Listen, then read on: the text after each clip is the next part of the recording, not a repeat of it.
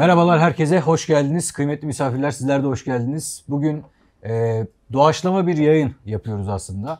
Normalde bugün Ahmet Daloğlu'nun bir kısa film gösterimi oldu. Tabii biz Ahmet Bey'i yakalamışken hemen bir program çekelim dedik. Hazır izleyicilerimiz de, misafirlerimiz de buradayken.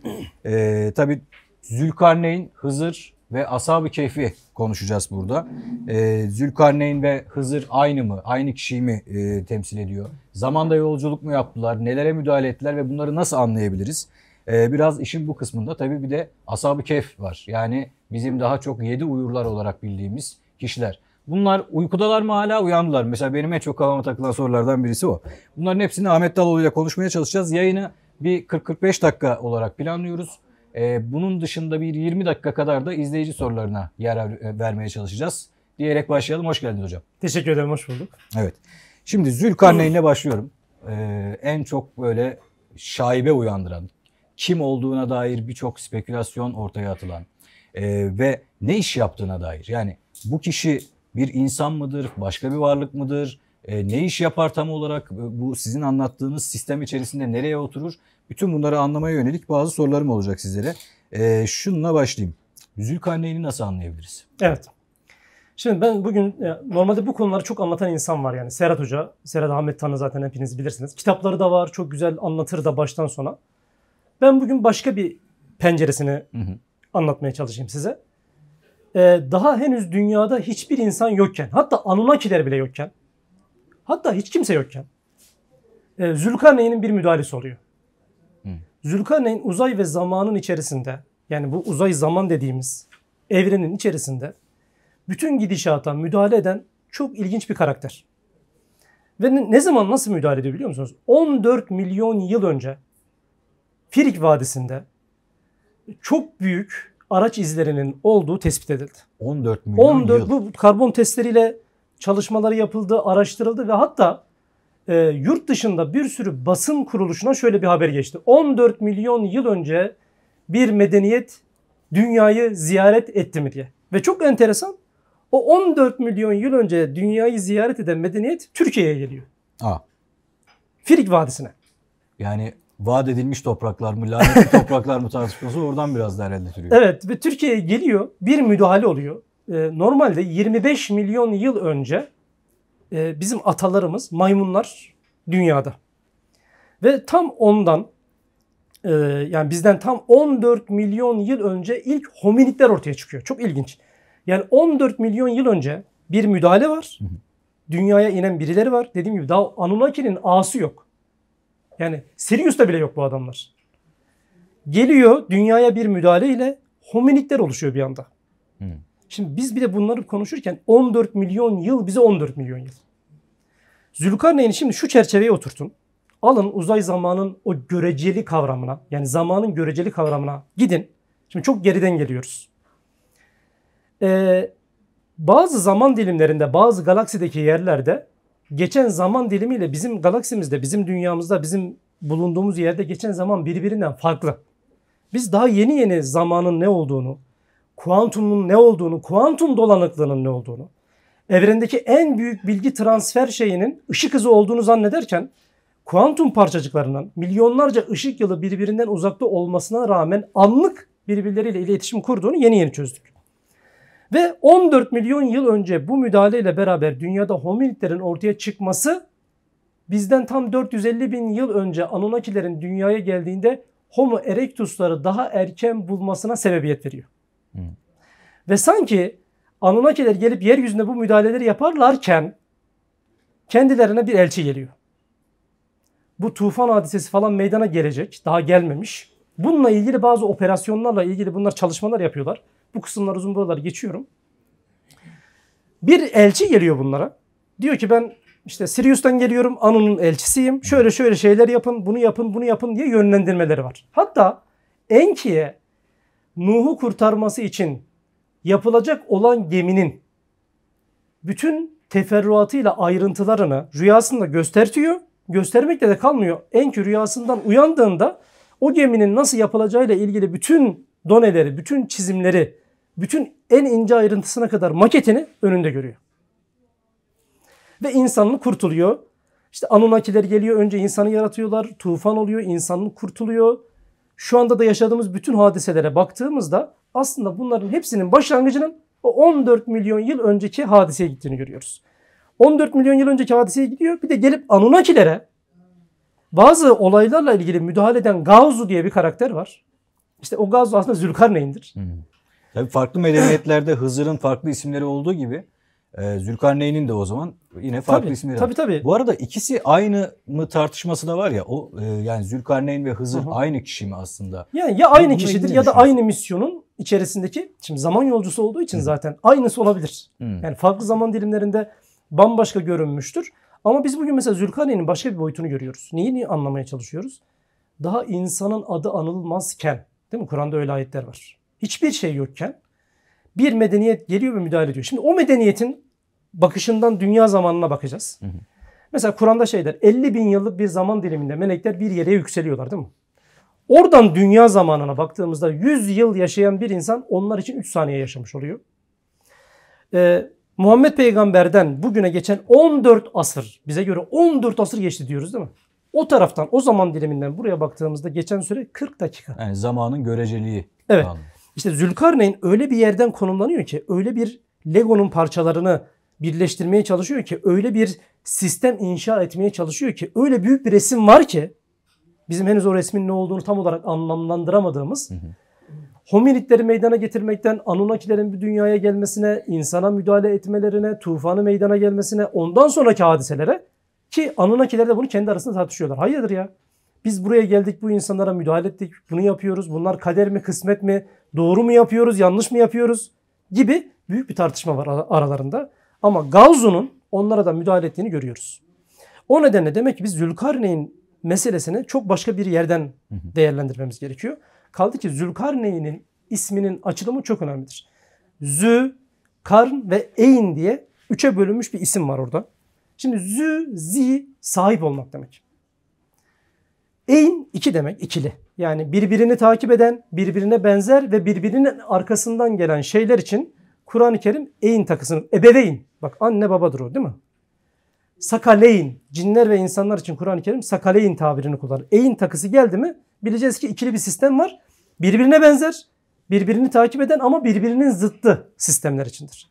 Şimdi Zülkarneyn'in ismini yorumluyoruz, değil mi? Zü, sahip, eyn, ikili bir sisteme sahip. Kar, zaman, sonsuz anlayamadığımız ilginç bir zaman diliminin, yani ikili akan, ikili yapısı olan, ikili sistemi olan, bütün zaman dilimlerinin sahibi olan yönetici demek.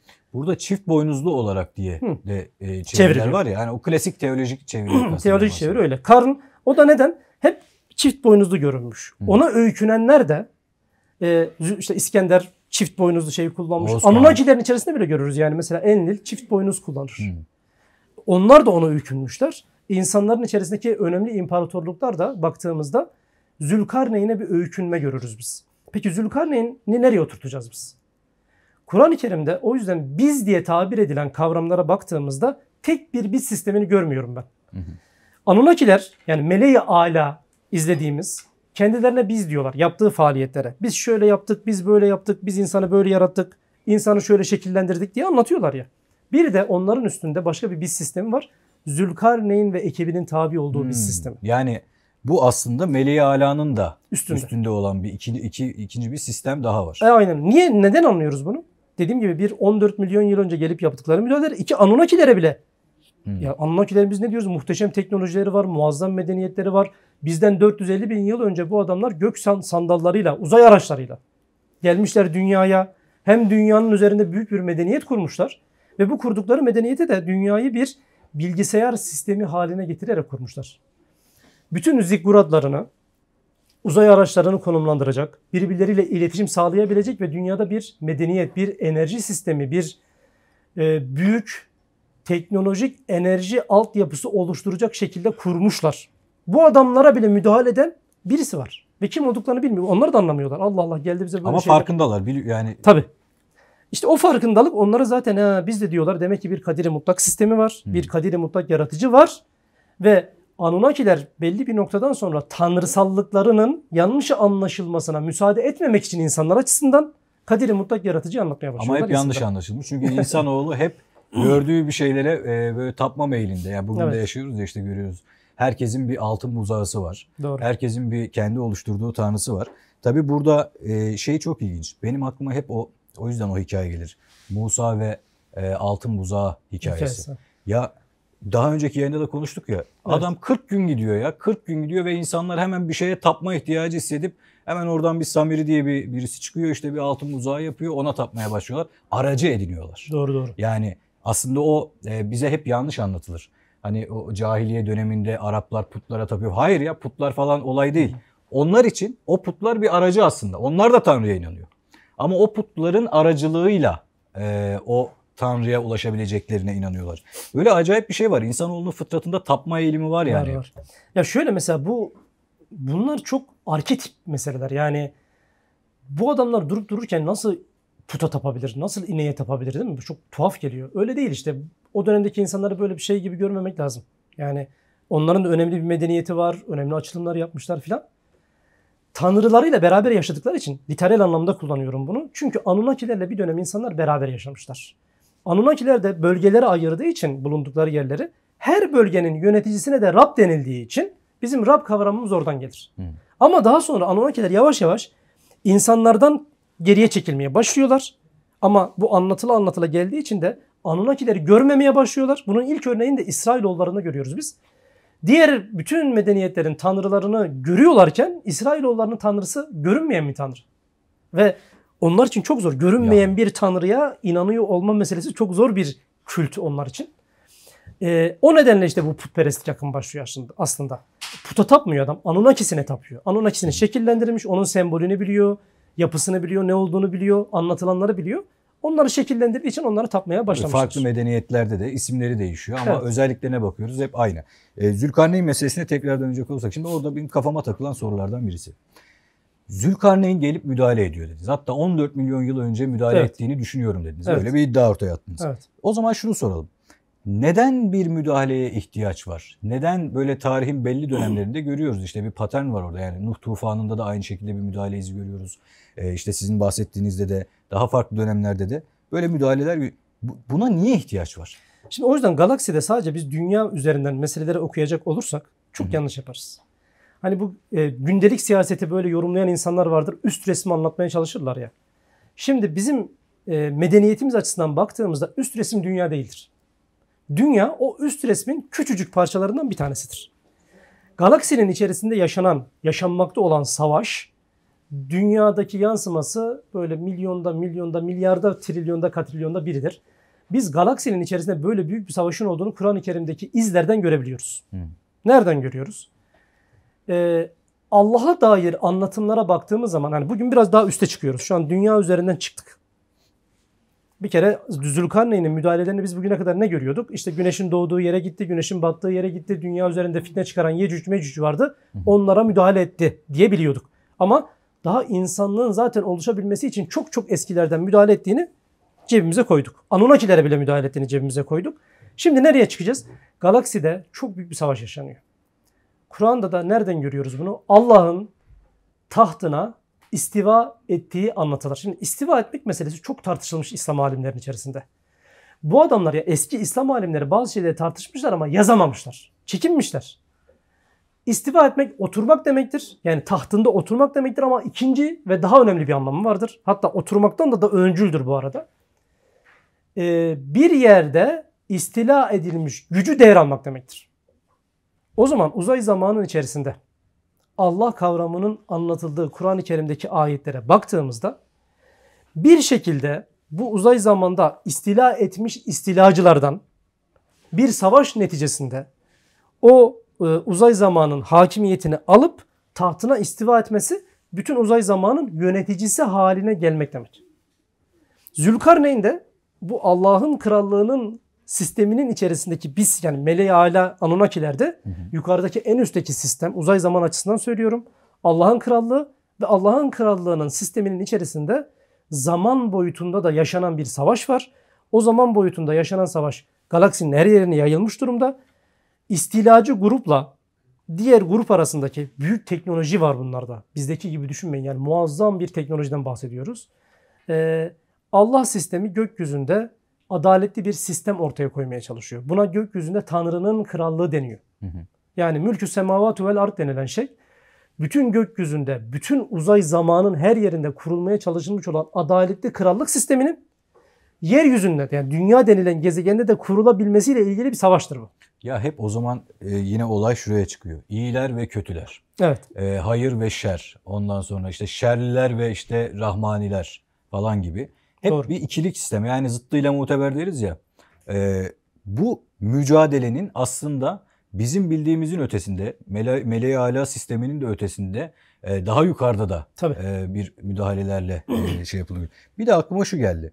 Şimdi ilerleyen yüzyıllarda, zamanın daha ilerleyen dönemlerinde ışınlanma olabilir veya işte zaman yolculuğu olabilir. Belki buna yönelik teknolojilerin keşfedildiği olabilir.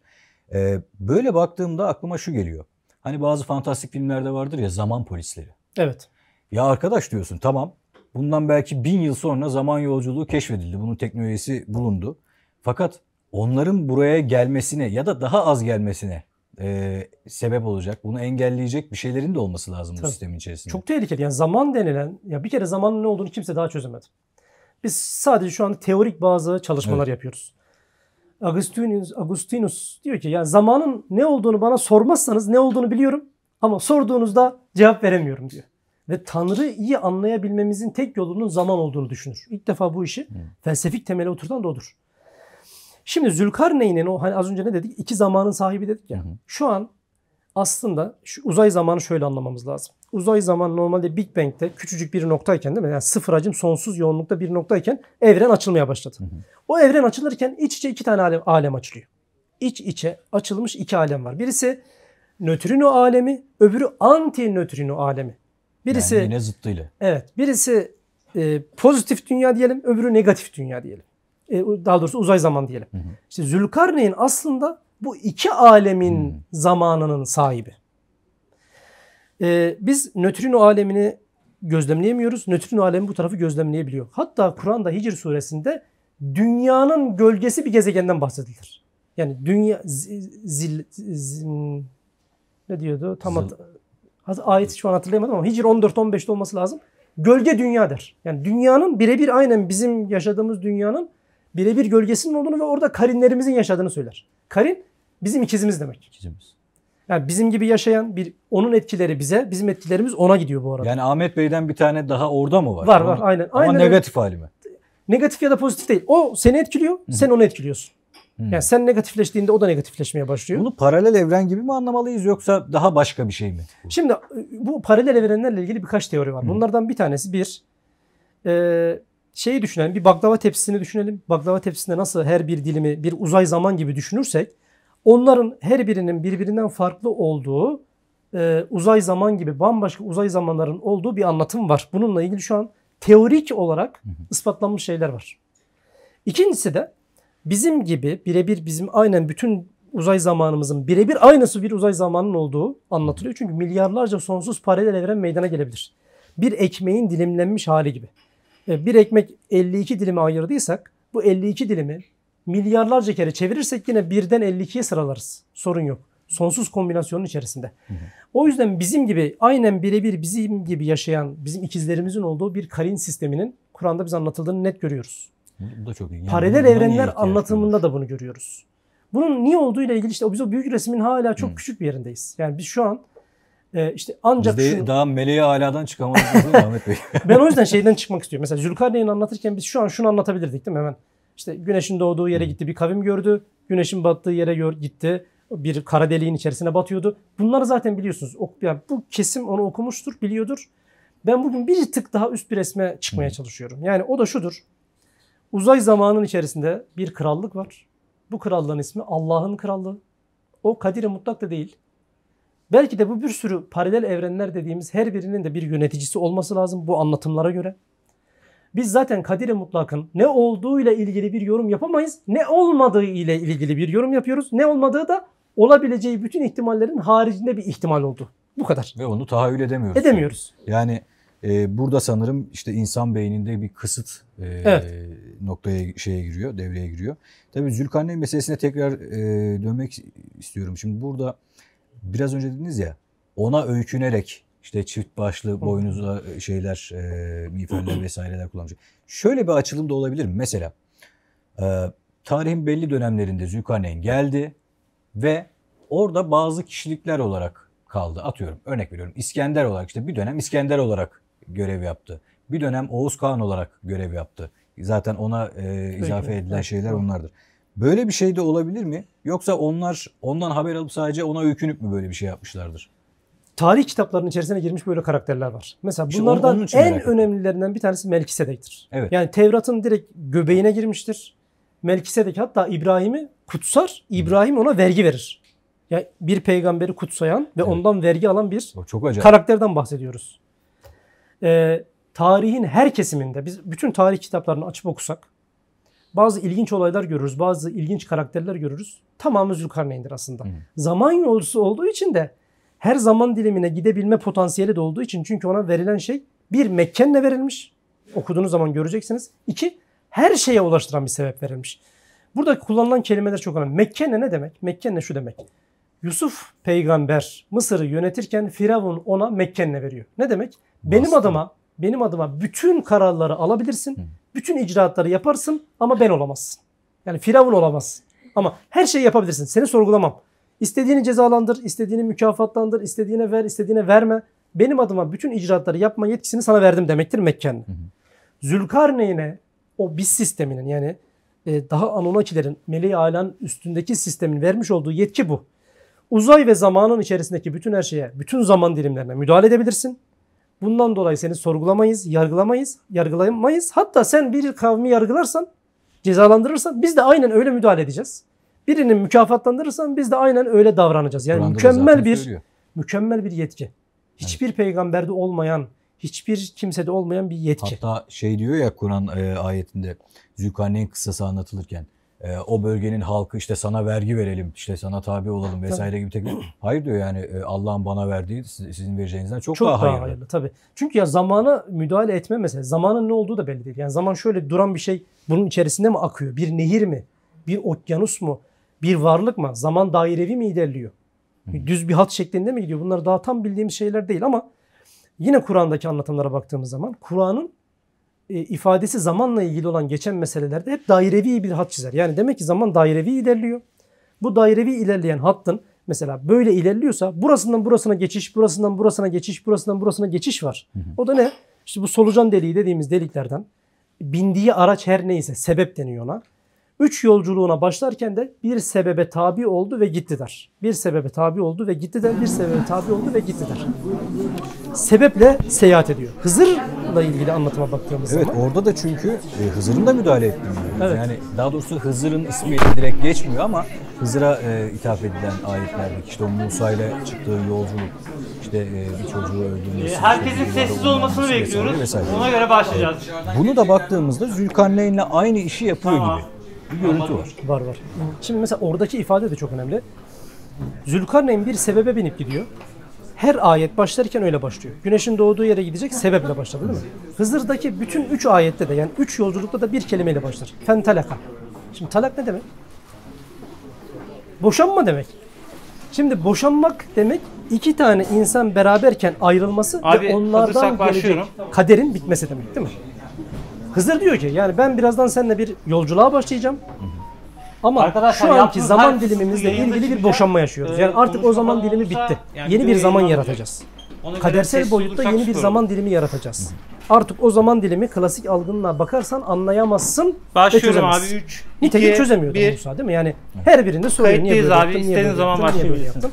Ve 3 önermeye de bakarsanız gemi. Gemi devlet demektir aslında. Değil mi? Yani devletin delinmesi, geminin delinmesi benzeşir. Bir çocuk gulam, burada gulam diye bir tabir geçer. bir yayın. Çocuk devlettir. Yani senden sonra gelecek varistir. Bir sınırları kaldırıyor ya da indiriyor. Aslında bir devletin icraatıyla ilgili 3 tane müdahale vardır orada. Yani metafor olarak anlatmıştır. Ama günün sonunda bir kader açıldığı için yani X bir kader başlıyor. Onlarca seçenek vardı. Birini seçti. O yüzden fentelak. Artık o tarafı boşadık. O taraf bitti. Bu tarafla ilgili olacak olan hadiseleri sen anlayamazsın demektir o. O yüzden o kelimeyi kullanarak başlatır. Ve üçündeki 3 müdahale de çok önemlidir. İsrail oğulları ile ilgili 3 müdahaledir. İsrail oğullarının ismi de İs, Ra ve El'den gelir. Aslında 3 tane Anunnaki'yi refer eder. Isis, Ra, Marduk, El, Sin. 3 tane Anunnaki'nin ortaya koymuş olduğu bir halkın gelecekle ilgili, bunlar çünkü büyük genetik müdahaleler yapılmıştır. Bu genetik müdahaleler gerçekten de onları sıçratmıştır. Bugünkü mesela teknolojiyi elinde bulunduran üst düzey şirketler bir gün insanın genlerine müdahale ettiğinde nasıl genetik sıçrama yaptıracak pozisyondalarsa şu anda, onlar yani Anunnakiler o ırkı, İsrailoğullarını bir sebepten ötürü, Kur'an aynen öyle der, bir nedenden ötürü sizi sıçrattık kardeşim. Üstün hale getirdik. Hatta alemlere üstün kıldık. Daha da ilginç yani. Çok acayip. Yani orayı da anlamak gerekiyor. Hatta işte kendi inanışlarına vaat edilen topraklardır vesairedir falan. Oralarla birleştirdiğimizde ne görüyorsunuz tam olarak? Şunu görüyoruz aslında. Bu soyun aslında bütün insanlık adına, insanlıkla ortak paydada buluşabilir ise eğer, gezegeni çok daha hızlı bir şekilde galaktik sisteme entegre etme ile ilgili bir programlamasının yapıldığını görürüz. Ve nitekim peygamberlerin de hani yaratılmış olan bir melez soyu var ya, işte o melez soya da kritik bir müdahale yapılmıştır. İblis tarafından. Öyle ki sıçrama yapabilecek, yani diğer insanlardan daha üstün konuma konumlanabilecek durumdadır. Ama Rab ve İblis hep satrancın aynı hamlesini yapar. Çünkü bu ikisi de, yani Rab tarafı da İblis tarafı da, hani o konuşmaları dinliyoruz ya, içeride film izledik ya, o kelimeleri biz basit anlıyoruz. Onlar kendi ilmi seviyesinde bu tartışmayı yaptığı için din günü nedir deyince o ne olduğunu biliyor. Öbürü diyor ki hayır Bağız günü diyor, o da onun ne olduğunu biliyor. Sana şu kadar mühlet, onu muallakta bırakıyor filan. O adamlar, yani bu iki varlık dolayısıyla birbirlerini çok iyi entelektüel düzeyde bildikleri için kısa kelimelerle, az kelimelerle çok şey anlatmıştır. Kur'an da bunu yapar. Az kelimeyle çok şey anlatır. Niye? Kıyamete kadar gelecek önemli bir kitap olduğu için Kur'an böyle bir üslup belirlemiştir. İsrailoğullarının biz henüz misyonunun ne olduğunu tam idrak edemedik. Ama gelecek yıllar, önümüzdeki yıllar İsrailoğulları ya dünyaya büyük bir barışı tesis edecek ve insanlıkla ortak paydada buluşup dünyayı mükemmel bir şekilde galaktik sisteme entegre edecekler, ya da dünya insanlığı yeni bir felaketle, yeni bir darbeyle, yeni bir başına vurmayla, yeni bir Nuh tufanıyla karşı karşıya kalacak. Tabii öyle burada görüyorum. o zaman onların da kendi içsel bir mücadeleleri olduğunu da görüyoruz. tabii anlıyoruz. Yani onlara böyle bir yetenek ve yetki, adı neyse artık verilmiş. İnsanlığın biraz kaderi oraya. Hakikaten şeyi söylerken de dikkatimi çekti. Nobel alan bilim insanlarına bakıyoruz. Tarih boyunca çok önemli. Ticaret, finans, evet, siyaset, yani her şey ellerinde. Her şeyde İsrailoğullarından, işte yani bugün Yahudiler olarak bildiğimiz insanlardan ağırlıklı olduğunu görüyoruz. Hatta Doğru. bizim bir yazarımız bununla ilgili bir kitap yazdı.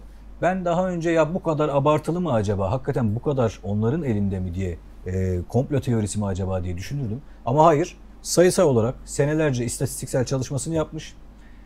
Teknolojide mesela %90, finansta yine %90'a yakın falan. Hakikaten dünyadaki bütün sistemin Yahudi elinde olan sermaye sistemi olduğunu Doğru. o kitapta mesela kanıtlamış. Doğru. Yani oradan sonra, o istatistiksel çalışmadan sonra benim için artık bu iş tamam dedim yani. Demek ki bu bir komplo teorisi değil.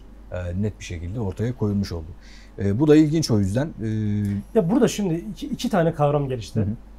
Bir çok sulandırılıyor bu mesele. Aslında bilerek ve isteyerek, ya bu kadar da olmaz yani abartmaya gerek yok falan gibi bir bakış var. Bu işi sulandırıyor. Öbür taraftan da gerçekten ciddiyetle ele alındığında karşımıza çıkan bir manzara var bizim. Dünya hızla bir yere doğru gidiyor. Evet. Devrimsel bir dönemin içerisine girdik. Bu devrimsel dönemden kastım iki anlamda devrimsel dönem. Bir çağ geçişine doğru gidiyoruz. 2160 yıllık resesyon döngülerinden dolayı. İki, yapay zeka gibi karşımızda duran ilginç bir yeni bir figür var. Evet. Bugüne kadar olmayan bir figürden bahsediyoruz. Yani sanayi devrimiyle falan hiçbir şeyle kıyaslayamayız. Alakası yok. Şey büyük bir veri transferinin, büyük bir veri datasının dönüştüğü, insanı insandan çok daha iyi tanıyan, dünyayı insandan çok daha iyi tanıyan, dünyayı insandan çok daha iyi tanıdığı gibi gerçekten dünyayı bir laboratuvar haline getiren bir oluşumdan bahsediyoruz. Evet. Şimdi şeyle ilgili çok ilginç bir şey var. Ashab-ı Kehf'le. Yine ben şeyi anlatmayacağım, işte yok mağaraya girdiler, 300 sene kaldılar, 9 ilave ettiler. Bunlar zaten yine buradaki kitle biliyordur, takip ediyordur. Orada benim gözüme çarpan çok ilginç bir şey var. Yine bir üst resme geçmek için. Oradaki bu gençlerin mağaraya girmesindeki temel faktör Allah çocuk edindi ile ilgili bir tartışmanın neticesi. Allah'ın çocuğu var mı yok mu? Bu Hristiyanlığın şeyidir. Mesela temel doktrinidir. Evet. Yani eğer bir Hristiyanlıktan testisi alırsanız, bir de çarmıhı alırsanız Hristiyanlık bitti. Ve Kur'an'ın bu konuya vurduğunu görürüz. Yani testisin olmadığına artı İsa'nın çarmıha gerilmediğini ısrarla vurguladığını görürüz. Oradaki çocuk edinmeme meselesi o döneme ait bir mesele değil. Öyle bir dönem gelecek ki gerçekten bir babasız doğum yaşanacak dünyada. Babasız bir figürün, aslında bu İsa'nın da geleceğe dair anlatımıdır. İnsanlık tarihini etkileyecek en önemli figür İsa'dır. Tartışılan en büyük isim İsa'dır ve gelecekte de en çok tartışmanın olacağı karakter İsa'dır bu arada. Horus aslında. Hani bir taraftan da baktığımızda babasız bir doğumun Anunnakilerin içerisinde de yaşandığını görürüz. Horus babasız doğar. Hatta Babasız doğum. İsa da diye de şey yapılıyor. İsa gibi de lanse edilir. Çok ilginç. İşte o yüzden hani Rab sistemiyle iblis sisteminin aynı yere vurgu yapıyor olmasının, aynı savaşı veriyor olmasının, satrancın aynı hamlesini yapıyor olmasının temel bir faktörüdür. Kur'an o yüzden uyarıyor. Diyor ki birisi çıkar da ben Allah'ın oğluyum derse inanmayın. Ama öyle bir yere gelecek ki, şimdi inanmayız diyoruz değil mi? İnanacak hale gelecek insanlar. Çünkü o İsa mı? Yani Mesih mi? Yoksa Deccal mi anlayamayacağız. Ölüleri diriltecek. Anadan doğma körleri iyileştirecek. Kuşu alacak, cansız kuşu birleştirecek, can verecek. Bunları yaşayacağız. Ve onun aynı zamanda Tanrı'nın oğlu gibi bir konuma konumlandırdığını göreceğimiz bir dönem gelecek. O nedenle aslında Ashab-ı Kehf'in anlatımı kıyamete yakın meselelerin çözülmesinde önemlidir diye anlatılır. O zaman anladığım şu, sizin söylediğinize göre Ashab-ı Kehf yani 7 uyurlar dediğimiz henüz uyanmadı aslında. Yani Kesinlikle. bu geleceğe yönelik bir kehanet gibi bir şey aslında. Aynen öyle. Çünkü zaten yine Kur'an'da bunu yine defalarca dinlediğinizi düşünerek anlatıyorum. Kağıt paranın olduğu bir dönemde uyuması lazım bunların. Kağıt paranın tarihi, hadi deriyi baz alalım. Milattan sonra 76'da 80'de Çinler deri kağıt para kullanmışlar. Evet. Tam kağıt para 700-800'de Çin kullanmış. Esas bizim hani literal anlamda bildiğimiz kağıt para 17. yüzyıl. Tabii. Hatta orada ya çok acayip bir şey. Ben bu meal çevirilerine bakanları çok anlayamıyorum. Ya varak kelimesi kullanıyor yani. Yani varak yani. Tabii, çok direkt basit. kağıt yani direkt kağıt. Daha bunun ötesi yok ama ona rağmen hala meallerde madeni para diye çevirenleri görüyoruz. Çünkü o dönemde öyle kağıt para yok. Yani Tabii, 17. tabii. yüzyıl ya, yani literal anlamda bizim bildiğimiz şu banknot anlamda para. Şimdi 11. yüzyılda adam çeviri yapıyor. Evet. Ne diyecek? Kağıt para diye bir şey yok ki. Yani Kur'an'ı da Anlayamamış. anlayamamış. Gümüş Ama para diye sonrakiler yazmış. de onu tekrar ediyor işte. Ediyor, Problem tabii. de o. Tabii. Bir de orada çok önemli bir detay daha var. İşte uyandıktan sonra acıkıyorlar, birisi gidiyor, Tabii. para veriyorlar, işte pazara gidiyor alışveriş yapmaya falan. Orada o kişiye yapılan muamele çok acayip. Evet. Adama hatta eski ayet kaynaklı da baktığımızda o anlatımlara falan orada da benzer şekilde görüyoruz. Adama böyle deliyle karışık sanki hazine avcısı muamelesi gibi bir muamele görüyor. Evet. Öyle bir dönem olması lazım ki bunu ister madeni para deyin, ister kağıt para deyin, ne derseniz deyin. Bunu gördüğünde o kişinin ya bunu nereden buldun sen demesi lazım. Ya şöyle düşünün. Şimdi kağıt para döneminde uyandığını düşünün. Madeni para getirdi size. Çok da şaşırtmaz sizi. Bu kadar büyük bir muamele göstermenize gerek kalmaz belki. Ama onun sanki hiç kullanılmadığı, yani para sisteminin tamamen değiştiği, belki dijital para sistemine geçildiği bir döneme sanki ben orada Atıf. şey görüyorum. Atıf görüyorum. Bilmiyorum siz ne düşünüyorsunuz? Aynen öyle. Ama şimdi mesela biz bunu konuşuyoruz değil mi? Diyoruz ki Ashab-ı Kehf uyandığında kağıt parayla gelecek, Ashab-ı Kehf uyandığında kağıt parayla gelecek. Biz bunu çocuklarımıza anlatacağız, çocuklarımıza anlatacağız. Bu o kadar bilinen bir mesele haline gelecek ki. O insanlar aynı zamanda bunu bekliyorlar. Yani adam kağıt parayla alışverişe geldiğinde toplum hazır. Diyor ki bunu takip edelim. Bu, herhalde anlatılan hikayedeki karakter bu. Yani toplum onların Ashab-ı Kehf olduğunu bilecek hale geliyor bu anlatımlardan dolayı. Yani 100 yıl sonra herkes şu hikayeyi bilecek, bütün çocuklar. Bir grup genç yatıyor kardeşim, bunlar kalkacaklar. Kağıt parayla alışverişe gelirse takip edelim. Niye? Ashab-ı Kehf bunlar. Toplum hazır bulunmuş buna. Ve gerçekten takip ediyorlar. Onların Ashab-ı Kehf olduğunu görüyorlar. Fakat orada çok ilginç bir anlatım var. Şimdi bunu şöyle düşünmek lazım. Birazcık ön yargılardan uzaklaşarak baktığımızda kıyamete doğru olacak manzaralardan bir tanesini görüyoruz orada. Bazı gruplar savaşmış. Sonra o bazı gruplar savaştıktan sonra hatta savaşın kazanılmasıyla ilgili bu 7 uyurlar onlara bilgi vermiş. İki kavim ortaklaşmış. Kimler? Hristiyanlarla Müslümanlar. Şimdi bu böyle diyalog gibi düşünmeyin. Olması gereken çerçeve anlamında bir araya gelmesi anlamında. Ve o ittifakın neticesinde yani Hristiyanlarla Müslümanların doğru bir zeminde, doğru bir düzlükte Allah Tanrı'nın oğlu yoktur düzlüğünde buluşmuşlar. O çerçevede hareket ederlerken karşılarındaki başka bir kuvveti 7 uyurların yönlendirmesiyle yenmişler. Ve geldiklerinde ama orada da hakim olan yani iki grup geliyor onların bulundukları mağaranın önüne. Birisi Hristiyanları temsil eden bir grup, birisi Müslümanları temsil eden bir grup. Çünkü buraya mescit yapalım diyorlar. Mescit nedir? Yani bizim kullandığımız İslam dünyasındaki literatürde mescit camiler.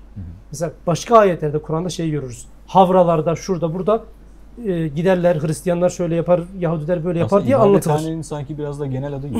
Ama mescit direkt Müslümanlarla ilgilidir. O yüzden o Müslümanlarla Hristiyan topluluk ittifak yapmışlar. Oraya mescit yapmaya Müslüman topluluk daha önde olduğu için karar veriyorlar. Bu peki nasıl bir döneme denk geliyor sizce? Yani nasıl bir tablo görmeliyiz karşımızda? O gençlerin aktif olduğu dönemi kastedersek. Şöyle bir dönem yani dediğim gibi bir kere kalkmış ortadan. Bütün kağıt para kalkmış ama dünyada iki kutuplu bir hale gelmiş. Yani tek dünya devletine ulaşabilme ile ilgili ramak kalınan bir döneme gelmiş. Son aşama. Bir tarafta kutupun bir tarafında Hristiyanlar ve Müslümanlar var. Kutbun diğer tarafında İsrailoğulları var. Böyle bir iki kutuplu yapılanmanın olduğu bir zaman dilimi anlatılıyor orada. Ve bu hızla oraya doğru gidecek. Yani dünyadaki şu an gelişmeleri nedensellik ilkesiyle okuduğumuzda bizim karşımıza şöyle bir manzara çıkıyor yavaş yavaş. Hristiyan dünya ile İslam dünyası arasında ilginç bir birliktelik oluşuyor. Bu İsa, Papa'nın ölmesi, ondan sonra yaşananlar, bundan sonra yaşanacaklar hep bu süreci hızlandıran süreçler olacak gibi duruyor. Öbür tarafta da İsrailoğullarının bütün dünyada egemen bir sistem kurma ama vahyi İblis tarafından aldı. Çünkü İblis taraftarlarına vahyeder. İsrailoğullarından kastım İsrail'de yaşayan vatandaşlar değil bu arada. Dünyayı bir grup elitin yönettiği bir sistemden bahsediyoruz. Belki 100 kişiyi geçmez. Belki geçmez. Onların devraldığı bir şirketokrasinin yani dünyayı bir şirket sistemine döndürme ile doğru bir sistemin kurulabilmesi mücadelesinin tam son noktası Ashab-ı Kehf'in uyandığı zaman aslında. Öyle bir dönem. Belki de o zaman çok bir şey de kalmadı. Zaten bugünlerde dijital paraya, ulusal dijital paralara geçişle alakalı merkez bankalarının çalışmalarını görüyoruz. Yani hatta bizde Türkiye'de de Türkiye Cumhuriyet Merkez Bankası belki son aşamaya geldi hatta öyle biliyorum yanlış hatırlamıyorum. Yavaş yavaş bunlar kullanılmaya başlanacak. Ve birkaç sene sonra kağıt paranın, banknotun, bildiğimiz manadaki paranın tamamen değişmiş olduğunu göreceğiz. Bir de yapay zekanın katlanarak büyüdüğü bir dönemi düşünürsek, burada sizlerden önce sabah Türkiye'de bu işi, yapay zeka işini en iyi bilenlerden bir hoca geldi. Onunla konuştuk bunu. O işin iyimser tarafında bakıyor yapay zekanın gelişmesiyle alakalı duruma. Ama orada da hakikaten çok acayip bir şey var. Yapay zekanın bütün dünyada robotik teknolojisiyle beraber de düşündüğünüzde egemen olduğu bir tabloyu düşünsenize. Bunu iyiliğe de kullanabilirsiniz. Yani insanların çok daha büyük bir refah döneminde yaşamasına da kullanabilirsiniz. İnsanların tam köleliğine de kullanabilirsiniz. Yani acayip bir dönem. O tercih kısmı, sizin biraz önce söylediğiniz ya İsrailoğulları'nın orada bir tercih noktası var. Doğru. Sanıyorum oraya tekabül ediyor ve ben eğer tablo böyleyse ve başka bir müdahale gelip bu ertelenmeyecekse çok da uzak bir dönem olduğunu düşünmüyorum. Aynen öyle. Ben şimdi hemen manzarayı tekrar dünyadan bir üste çıkartıyorum. Şimdi velev ki biz dünyada kendi imkanlarımızla böyle bir yapay zeka yaptı isek daha üst sistemlerde son derece büyük gelişmiş yapay zekaların kendi arasındaki bir kavgası olabilir mi? Olabilir. 2. Google'da neyi gördük en son? Değil mi? Yazdı adamlar. Bizim şu an çiplerimize kuantum başka yerden müdahale ediliyor.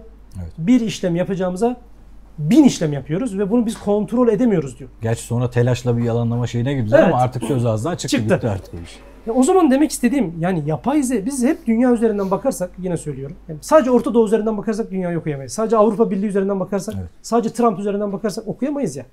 Biz galaktik bir krallık arıyorsak gerçek bir kadiri mutlak sistemi arıyorsak tek bir sadece dünya okuması yaptığımızda çıkacak sonuç hiçbir şey.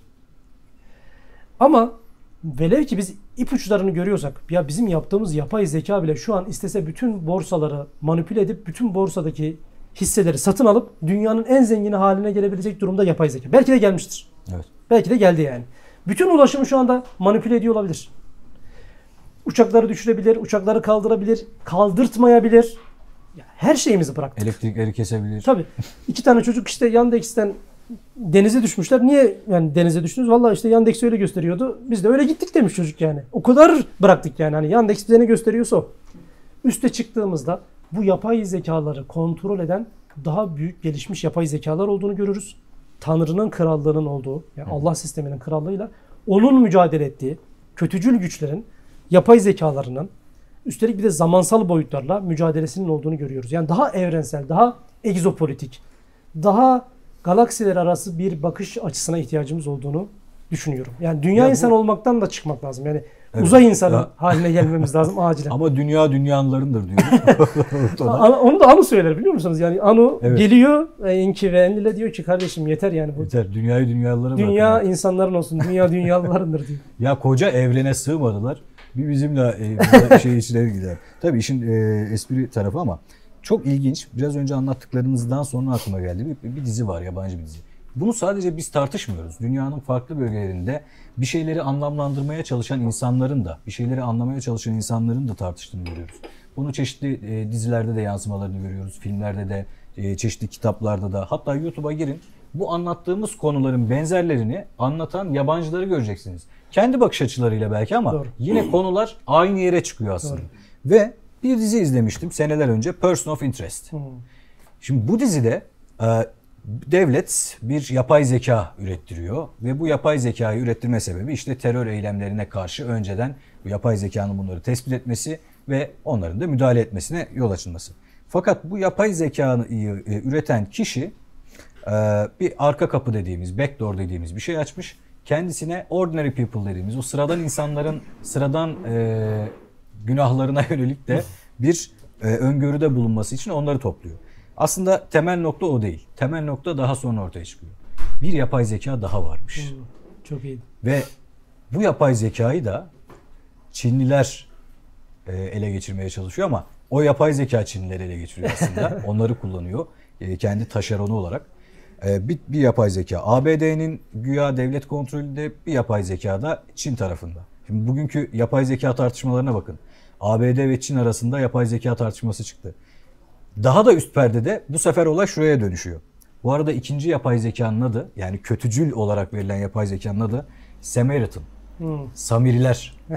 Samirileri biz nereden biliyoruz? Altın buzağı yapan kişi Samiri, onun kavmi olarak ithaf edilen bir şey. Yani dizide o yapay zeka o ismi vermişler. Ve neticede bu iki yapay zekanın savaşı, yani bir iyi yapay zeka, bir kötü yapay zeka. İnsanlığın da bunların bir taşeronu olarak kullanılması bütün dünyayı bir kaotik bir hale getiriyor. İyiler kazanıyor sonra. Tabii. Bu da mesela Isaac Asimov'un kitaplarında da yaptılar. Yani yapay zekayı yaparlar, sonra onunla bir protokol yapıyorlar. Diyorlar ki yani eğer bir gün insanla kendi aranda kalırsan kendini yok edeceksin. Evet. Yani insanlığı koruyacaksın. Ama geliyor yine insanlığı kontrol altına alıyor. Diyorlar ki seninle biz yaptık kardeşim, sözleşme yaptık. O da diyor ki sizi sizden korumak için ben devraldım yine yetkiyi diyor. Matrix'te de benzer bir Yani felsefe durumu vardır ya zaten. İşte insanlığı anlamlandırmaya çalışıyor. Bu arada o da hakikaten ilginç bir film. Yani tekrar izlemeyenler varsa özellikle birinci bölümü tavsiye edelim. 20. yüzyılın başında insanoğlu büyük bir kutlama yapıyordu diyor. Yani anlatımda. Evet.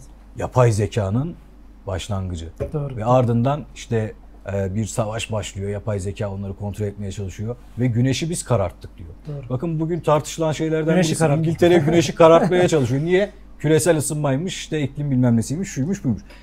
Hocam olay çok acayip bir noktaya gidiyor. Bize bütün filmlerle, dizilerle, romanlarla, teolojik metinlerle verilmeye çalışılan metnin hepsini topluyorum. Şöyle karşıma bakıyorum. Aslında aynı yere işaret ediyor. Sadece biz bunları düşünmekle biraz meşgul olmamız gerekiyor diye düşünüyorum. Tabloyu ben biraz böyle görüyorum. Şöyle mesela Arthur Clarke'ın bir dizisi var 3 bölümlük. Mutlaka izleyin onu. Yapay Anunnakilerin en son dünyaya gelişini anlatır. çocukları falan çağırır. Orada bir karakter var. Çok güzel bir dizi. 3 bölüm. 3 bölüm olması lazım. Ona bakarsanız. Ama şunun günün sonunda şöyle bir manzara da var. Peki biz insanlık olarak ne yapacağız? Yani bunlar böyle yapıyorlar, işte yapay zekalar falan. Bu bir sistemin gelişmesi ama bir de insanların konsensusu, yani halkın hareketi bütün her şeyin önündedir. Halk büyük devrim yapabilir. Mesela Çavuşescu'nun şeyi vardır. Romanya devlet başkanının bir çıkıyor, artık diktatör bu adam. Yani 25 sene 30 sene artık neyse ülkeyi yönetmiş. Bütün kanallar canlı veriyor, bir miting yapıyor. Herkes saygı içerisinde. Kalabalıktan bir tanesi yuh diyor. O açın YouTube'da var o manzara. Bir anda herkes yuhlamaya başlıyor. Adam panik yapıyor. İşte orada yanında karısı var. Sessiz olun falan diyor. Adam dönüyor. Sen sessiz ol diyor. Falan ve bitiyor. Halk hareketi, halkın kolektif hareketi çok büyük devrim yapar. Nasıl yapar? Yapay zekadan bile güçlüdür o. Sizin önünüze sandık konulduğunda, sandıkta sizin önünüze konulan 2 seçeneği seçmemek, gitmemek, mesela çok büyük bir devrimdir bu. Gitmiyorum. Bizim önümüze konulan şeylere hayır diyebilmek mesela büyük bir devrimdir. O yüzden insanların ortak noktada konsensus edebileceği birlikteliklere ve iyiliklere ihtiyaç olduğunu düşünüyorum. Kur'an'da en fazla anlatılan, eğer bir ibadet arıyorsanız ben şunu gördüm Kur'an'da. En büyük anlatılan ibadetin emril bil maruf nehiye anil münker yapmak. Yani iyiliği emretmek, kötülükten sakındırmak. Ama nasıl? Gelip Ömer iyi ol, şu kötülüğü yapma değil. Sistem anlamında. Evet. Büyük bir öneridir o. İyilik sisteminin tesis edilebilmesi için insanların bir arada olması, doğru hareketi ortaya koyabilmesi, kötülüğü de ortadan kaldırabilecek, yani kötünün yaşayamayacağı, kötülüğün barınamayacağı bir sistem ortaya konulmasından bahseder. O açıdan insanlara düşen şey doğru düşünce sisteminde bir arada durmak ve yeri geldiğinde halkın hareketinin çok güçlü bir şekilde sistemi ortadan kaldırması. Bakın halk hareketinin tanımı klasik anlamda ortaya konulacak olan çözüm önerilerinin dışında başka bir hareket ortaya koymasıdır ki ne siyasiler ne medya ne de o küresel elitler bunu öngöremesinler. Ama bu başladı ya. Yani ben bunu hakikaten biliyorsunuz Hamza Yardımcıoğlu'ya da böyle sürekli şeyler yapıyoruz. Dünyayı anlamaya çalışıyoruz. Avrupa'nın farklı ülkelerinde acayip gösteriler çıkmaya başlıyor. İşte bunların dayattıkları bir takım konularla ilgili insanlar gövde gösterisi yapmaya başladı falan. Çok acayip gelişmeler var. Yani o tam sistemin içinde olan devletler dediğimiz devletlerin halklarında bile böyle hareketler görüyorum. Yine Türkiye'de de benzer şekilde bazı hareketler var. İşte o geçmişte yaşadığımız, 2019'da yaşadığımız süreçlere bir tepki çıkması ve beraberinde bugünlerde tartışılanlar vesaire. Hakikaten bunları çok önemli görüyorum ve dünya insanlığının ortak paydada bunları konuşabildiği bir platformda hiçbir gücünde karşı koyamayacağız. Sistem dışında ortaklık. Yani bu çok önemli bir şey. Evet. Dayatılan sistemlerin dışında yapılacak ikinci bir, ya hatta üçüncü bir, yani şu an zaten 2 tane var. Birisi küresel sistemin, birisi ulus devletlerin ortaya koyduğu önermeler var. Evet. Birbirleriyle çatışan 2 tane kötü unsurun birbiriyle çatışmasını görüyoruz şu anda. Ama üçüncü bir önermeye ihtiyaç var. O da sistemin dışında geliştirilecek sistem. Ama insanlığın konsensus edebildiği bir sistem. Bu önermeler çıkacaktır dünyada mutlaka. Evet. Biz tabii şimdilik elimizden ulus devleti savunmak geliyor. En azından benim şahsi görüşüm. Çünkü bunlar öyle bir sistem getiriyor ki yemin ediyorum o sürekli dövdüğümüz, saldırdığımız o ulus devleti mumla arar hale getirecekler. Evet. Öyle bir sistem getiriyor. İkisi de kan emici vampir ya. Fark eden. Maalesef ama çok daha öte bir tablo var tabii. Ağzınıza sağlık Ahmet Bey.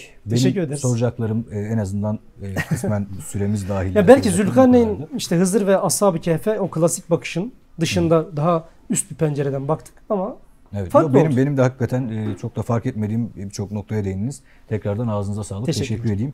Ve izleyici soruları kısmına artık geçeyim. Evet. Değerli misafirler, yaklaşık bir 20 dakika kadar soru alacağız. Şöyle önlerden başlayarak teker arkadaşımız Kürşat bir mikrofon mahiyetinde ses kayıt cihazı verecek size. Onu elinizde tutarak konuşursanız çok iyi olur. Soru sormak isteyenler varsa. Vallahi kimse hocam, yok. Yani bayağı derinlikli bir anlatım oldu. Evet. Evet, soru yok o zaman tamamlayalım. Tamam, bize müsaade deyip başka konularla ilgili de olur. Yani hani belki bu konu üzerinde olmasa bile. Şöyle konuşalım. Şimdi hiyerarşik sistem içerisinde şimdi daha çok bunu vurguluyorsunuz. Her şeyin öldüğü o gün ya da işte mutlak var edicinin kaldığı o gün Allah, Rab, Rahman ölecek mi? Bizim eğer bir ölümsüzlük bakışımız varsa bu sadece kadir-i mutlakla ilgilidir. Çünkü biz uzay zamanın yok olacağıyla ilgili Kur'an-ı Kerim'de onlarca ayet görürüz. Yani göklerin ve yerin yeni göklere ve yeni yerlere çevrileceği, buranın tamamen yok edileceği ama ilginç bir önerme var orada. Yeni bir hale döndürüleceği.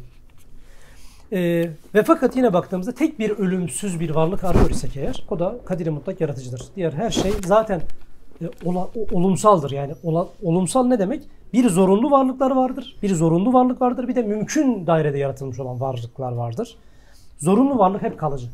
Zaten diğer bütün mümkün dairede yaratılmış, felsefik olarak da bu böyledir. Yani İbn Sina'ya bakın, Tanrı'yı böyle ortaya koyar. Leibniz'e bakın, zorunlu ve mümkün diye iki kavram ortaya koyar. Alvin Plantinga'ya bakın, mümkün dünyalar diye bir teori ortaya atar. Mümkün bir dünya varsa bunun zorunlu kılan bir zorunlu var ediciyi anlatır. Tanrı tartışmaları bile bu zorunlu ve mümkün kavramından doğmuştur. Zorunlu varlık zaten varlığı kendinden olan ve diğer bütün yaratılmışlar varlığı olarak ona muhtaç olanlardır. O zaman hepsinin bir gün yok olacağını görürüz. Başlangıcı olan her şey son olur. Evet. Tabii. Şimdi o yarım kaldı mesela Nuh tufanında Zülkarneyn'in aslında Enlil'den bağımsız başka birinin yönlendirmesiyle müdahale etti ve insanlığı kurtardı. Evet. Peki o müdahale eden Zülkarneyn'e bu yola yönlendiren kim? Hı hı. Ve neden Evet, mesela? uzay zaman sisteminin içerisinde Allah diye tabir ettiğimiz bir varlık var. Biz Zülkarneyn'in de Allah'a tabi olarak yani Allah'ın ona Mekken'e verdiğini ve uzay zamanın içerisinde şu an ya Allah sisteminin hani az önce ne dedik istiva etti ve bir kötücül sistemi ortadan kaldırıp bir sistem kurduğunu bahsettik ya. Zülkarneyn bütün uzay zamanının içerisinde özelde de dünyada çünkü bu uzayın içerisinde o barış sisteminin gelebilmesiyle ilgili bizim anlayamadığımız sebeplere müdahale ederek gerçekleştiriyor bunu. Kime bağlı? Allah sistemine bağlı. Ama yine kendisi görüyor sistemin kötü Tabii, olduğunu ve ona göre müdahale bütün ediyor. icraatı o yapıyor. Mekke ona zaten verilmiş o yetki yani. Tekrar gidip sormuyor. Yani ben sana yetkiyi verdim. Çöz. Tekrar sormana gerek yok. Kendin çöz. O yüzden bazen defalarca müdahale görüyor. Yani yapıyor bir şeyi tam çözümlenemiyor. Tekrar geliyor, tekrar bir müdahale, tekrar müdahale. Böyle şeyler var. Soru daha var. Şimdi Kur'an-ı Kerim'e göre Muhammed peygamber son peygamber. Evet. Peki ikinci bir veya tekrar dünyaya bir müdahale olacaksa ve de bir peygamber gelmeyecekse bu müdahale nasıl olacak? Yani direkt Allah sisteminden ya da Meleği Ala'nın üst noktasından mı gelecek? Evet. Ya şu anda artık bizim önümüzde genel geçer bir kitap var, Kur'an. Ve artık bütün ilkeler, bütün bakış açısı, bütün sistem bunun üzerine inşa edilmiş. Son ilahi evrensel mesaj olduğu için de tekrar bir peygamberlik sistemi yok. Bitti. Hatemun Nebiyyü. Bitti. Fakat Resullük denilen yani bu kavramlara henüz işte bu Resul denilen kavram bir fizikçi de olabilir. Bir kimyacı da olabilir. Bir biyoloji de olabilir. Çünkü Kur'an'daki bu hakikatleri anlayacak, anlatacak. Zaman yolculuğunun nasıl olabileceğiyle ilgili bazı stratejik planları ortaya koyabilecek Resuller çıkacak. Ya bunlara kimisine biz bilim adamı diyeceğiz. Kimisine roman yazarları diyeceğiz. Kimisine işte kitap yazarları diyeceğiz. Önemli değil. Ama bu sistemi bütün insanlığa mal ederek o insanlık konsensusunu yaratabilmek için böyle bir vahiy demeyelim de ilham sisteminin devam ettiğini görüyoruz. Sorusu olan. Arkadaki bir arkadaş var. Ona verelim mesela. Ondan sonra siz soralım. Hocam merhabalar. Merhabalar. Dünyada tasavvuf dinleri var şu an. Hristiyanlık, Musevilik, İslam. İbadetlerimiz bizim yaratıcımız anıyor mu yoksa kadir mutlak yaratıcıya mı? Güzel soru. Ve kadir mutlak yaratıcının dünyaya direkt bir müdahalesi var mı? Yani anılardan hariç. Evet. Böyle bir imkanı var mı? Şimdi bütün aslında ilahi kitaplar da yani Anunnakiler de yani Meleği Ala sistemi de zaten Kadir-i Mutlak'ı refere etmek için, anlatmak için peygamberlerini ve kitapları bu yüzden göndermişler. Biz Tanrı değiliz kardeşim. esas Tanrı. Biz de inanıyoruz. O sisteme entegre olmanız gerekir. Fakat sistemin içerisinde bir de kafirler var. Yani evrendeki en büyük felsefik tartışmayı soruyorsanız bana, bütün uzay zamanı yayılmış olan en büyük tartışma bir kadir-i mutlak yaratıcı var mıdır yok mudur tartışması. Sistemin bir grubu kadir-i mutlak sisteminin olduğuna inanıyor. Bir grup ateist. Yani öyle düşünün. İnanmıyor Tanrı'ya. Öyle bir kavram olamaz diyor. Her şey ezeli ve ebedi. Ama biz kendi kurallarımızı inşa edebiliriz diye bakış açısı var. Ve fakat ben şuna inanıyorum. Bir kadir-i mutlak sisteminin ortaya koymuş olduğu ilahi bir hiyerarşinin olduğuna inanıyorum. Onlar da bu ibadetlerle, bu ritüellerle o sisteme ulaşacak bir metafor, bir yöntem, bir yol açıyorlar. Alışkanlık hale getirmeye çalışıyoruz değil mi? Spor yap, şöyle yap, böyle yap. Meditasyonlara falan inanıyoruz. Namazda, ibadetlerde kadir-i mutlak sistemine kozmik internet aracılığıyla bağlanmanın yöntemidir. Bizim adenin, guanin, sitozin, timin denilen 4 tane harfimiz var. Bu harf milyonlarca kombinasyon üretiyor. Bir yazılım dilinin dilidir o. Yani biz şu an bütün bilgisayarlarını 1 İkili ve sistem, 0. bir ve İkili sıfır. sistem. 1-0. Adenin, guanin, sitozin, timin de dörtlü sistem. DNA'larımız bizi kozmik sisteme bağlıyor. Yaptığımız ritüeller, ibadetler kadir-i mutlakadır. İbadetler bu DNA'ların, bu genlerin açılmasını sağlıyor. Çünkü aynen şöyle der. Biz sizi kıstık kardeşim. Genlerinizi kapattık. Yani âlâ-i illiğinden esfel-i sefliğine düşürdük. Kimi düşürmedik? Salih amellerde bulunanları, ibadet yapanları düşürmüyoruz. İbadetin ve salih amelin genleri açma, çalışmayan genlerimizi aktive etme ve kadir-i mutlak sistemine bağlanabilme ile ilgili yöntemidir ibadetlerin ismi. Biz bütün ibadetlerimizi kadir-i mutlak yaparız. Tabii öyle şey yapıyorsak. İnanıyorsun. Öyle inanıyorsak. Tabii öyle inanıyorsun. Yani bir de bunu kafir kelime anlamıyla gerçeği gizleyen demek Tabii aslında. o da hayır diyor, ben inanmıyorum. Yani bir taraftan da bize bu meleği âlâ sistemini Tanrı olarak, Allah olarak anlatmaya çalışanlar var ya. Tabii. Şimdi öyle inanıyorsak o zaman onlara ibadet etmiş oluyoruz aslında. Öyle tabii. Öbür açıdan baktığımızda gerçek Allah'a. Doğru, doğru. Peki biz sizce öldükten sonra o hani insan ruhu 7 kat yer, 7 kat gök ve sonra işte hep hesap sorulan herkesin bir arada olduğu o gün nerede olacağız? Yani Sirius'te mi, dünya üzerinde mi? O bize hesap soracak, hesap vereceğimiz kişi kim? Evet. Ya Kur'an'da bu ahiret manzaraları tıpkı kozmik hiyerarşi gibi anlatılır. Yani biz tek bir ahiret manzarası, tek bir kıyamet manzarası görmüyoruz Kur'an'da. Tıpkı kozmik hiyerarşi gibi böyle kategorize edilmiş kıyametler görüyoruz. Yani güneş sisteminin kıyameti ayrı, uzay zamanının kıyameti ayrı. Ve fakat biz henüz ruhla, bilinçle beden arasındaki çalışma mekanizmasını anlamış değiliz. Kur'an anlatıyor ama biz orayı da çözemedik. Kur'an apaçık bir kitap olmasına rağmen niye anlamıyoruz sorusunun cevabı şudur. Kur'an apaçık yazmıştır, apaçıktır. Biz henüz anlayamadığımız için o apaçık şeyleri göremiyoruz. Bu dualite Descartes'la başlamıştır. Descartes demiştir ki kardeşim bir ruh var, bir de beden var. Yani bir maddi, bir fiziki, bir de fiziki olmayan dünya var demiştir. Hatta bu şuradaki şeyimizin adı neydi abi? Çakra mı? Çakra, makra, epifiz bezi. Epifiz bezi bile bakın dünyaya Descartes'in armağanıdır. Nereden diyeceksiniz? Adam diyor ya şimdi bir ruh tarafı var, bir beden tarafı var. Peki bu ikisinin arasındaki iletişim nasıl olacak? Epifiz beziyle olur der. Descartes dünyaya böyle bir armağan vermiştir. İyi bir şey mi kötü bir şey mi bilmiyorum. Başımıza bela etti. Ya. Başımıza bela etmiştir. Halbuki yeni bilim biz bugün Spinoza'yı destekler. Spinoza ne diyor? Kardeşim sen ey Descartes böyle anlatmışsın da bu iş böyle değil güzel kardeşimler. Sen bu mekanizmadan ruhu çıkartamazsın. Ruh denilen şey biz zannediyoruz böyle şeffaf bir bedenimiz var o kalkıp gidiyor. O bizim hayalimiz öyle bir şey yok. Bizim şu an bu canlılığımızı sağlayan bilinç denilen varlığın da ne olduğunu bilmiyoruz.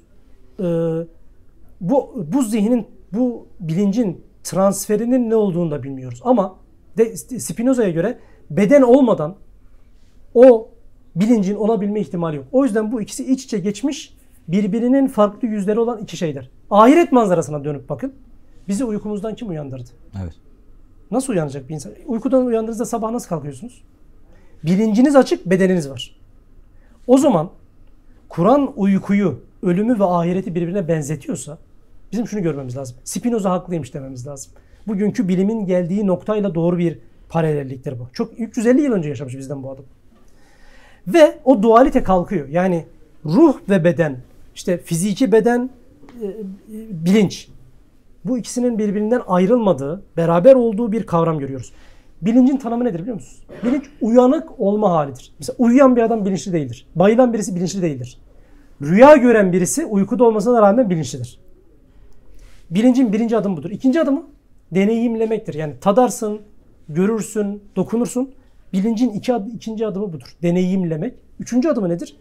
Kurgulamak. Yarın şunu yapacağım. Bir ay sonra tatile gideceğim. Yani daha üst perdeden farkındalıkla kendine bakabilmek. Kendi varlığının farkında olma halidir bilinç.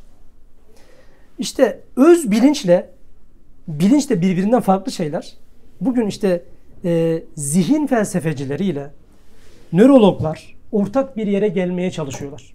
Fakat kuantum fiziği hızla metafiziğe doğru kayarken biyolojiciler ve psikolojiciler hızla maddi dünyaya doğru odaklanmış durumda. Bizim bu ikisini birleştirme zorunluluğumuz var Spinoza gibi. Bu ikisinin birbirinden ayrılmadığını göreceğiz. Dolayısıyla ahiret denilen bir yer var ve o ahirete biz aynen bu bedenlerimizle kalkıyoruz. Uzay zamanın, yaşadığımız bu uzay zamanın yok edilmesiyle binlerce, yüz binlerce, milyarlarca alemin yok edilmesi de aynı şey değil. Bu kozmik hiyerarşi denilen şey kozmik ahiret hiyerarşisi içinde geçerlidir. Bizler ilk planda bu uzay zaman yok olduğunda ahiret denilen bir alemde meydana geleceğiz. Tekrar bu hallerimizde ve orada bir hesaba çekileceğiz. Cennet ve cehennem denilen kavramlar da o ahiret manzaralarıyla ilgili. Fakat Kur'an'da başka cennetler de görüyoruz biz. O da aslında bu uzay zamanımızın içerisine yerleştirilmiş bazı cennet ve cehennemlerin olduğuyla ilgili bir anlatım. Çok uzun bir konu. Ben bununla ilgili bir detaylı video yapacağım. O videoda daha ayrıntılara gireriz. Şunu da o videoda tartışmanızı rica edeceğim. Her nefs ölümü tadacaktır. Çok acayip bir anlatım. Tatmaktadır. Yani ölecektir değil, tadacaktır. Tadacaktır. Yani oradaki anlatım da çok ilginç. Hatta bu simülasyon teorisiyle de bunu Vardır. tartışan, konuşanlar var. Bu da ilginç bir konu. O yüzden buna da değinirseniz sevinirim. Ben de izlemiş olurum. İnşallah. Keyifle. Evet, varsa Hocam son bir soru ben sorayım. Son bir soru. O bak bağladı bitirdi. Son soru. Son soruyu ben sorayım. Tamam. Hocam televizyonlarda veya işte YouTube videolarınızda şu konuyu veya şu bilgiyi aktarırsam benim başım sıkıntıya girer. Ya hükümet veya devlet veya global işte olarak. Evet veya hayır demeniz yeterli. Hani böyle bir konu var. Başım sıkıntıya girer ya benim. 3 evetle beni göndereceksin. Tamam hocam. Yani. Teşekkür ederim. Bu kadar yeterli. Evet. Kürşat kamera arkası kahramanımızın da manidar sorusuyla beraber o zaman noktalıyorum. Bunu bilerek sordum abi. Introya koyacağım. Neyse onu kamera arkasında ayrıca bilahare konuşacağız. Ahmet Bey çok teşekkür ediyorum. Ben teşekkür ederim. Hakikaten kıymetli bir gün oldu benim için. Hem kısa film çalışmanız hem de bu doğaçlama yaptığımız yayın bizler için de iyi oldu. İzleyicilerimize de misafirlerimize de çok teşekkür edelim. Ve değerli izleyiciler bir sonraki yayında, bir sonraki etkinlikte yine görüşmek üzere diyelim. Hoşça kalın. Teşekkürler.